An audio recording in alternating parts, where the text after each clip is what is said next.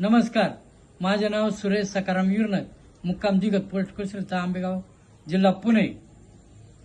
कृषी विभागामार्फत जी भात स्पर्धा आयोजित केलेली होती त्यामध्ये मी सहभाग घेतलेला होता. तेव्हा सुरुवातीला मी उन्हाळ्यातच शेतीची व्यवस्थित मशागत करून ट्रॅक्टर घालून शेणखत टाकून व्यवस्थित मशागत केलेली होती आणि नंतर पेरणी करून रोपाची वाढ व्यवस्थित केली आणि लागवड 4 सुत्रीप्रमाणे दोरीवर लागवड केलेली होती. त्यामध्ये मी गोळी खत लावून अगदी भाताची व्यवस्थित लागवड केली होती. त्या गोळी खत लावून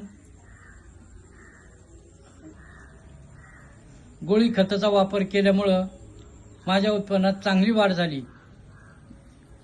आत्ता जवळजवळ आमच्या गावातील सर्वच शेतकरी, जवळजवळ 80% शेतकरी याच 4 सूत्री प्रमाणित भात लावतात आणि चांगलं उत्पन्न आमच्या गावात होते. त्यामुळं मला एका गुंठ्यामध्ये 138 किलो उत्पन्न मिळालं एका गुंठ्यात. त्यामुळं पीक चांगल्या याला कारण मला कृषी अधिकाऱ्यांनी चांगलं मार्गदर्शन केलं आणि त्यांचं मी ऐकून त्याच पद्धतीनं लागवड सर्व कामं केली.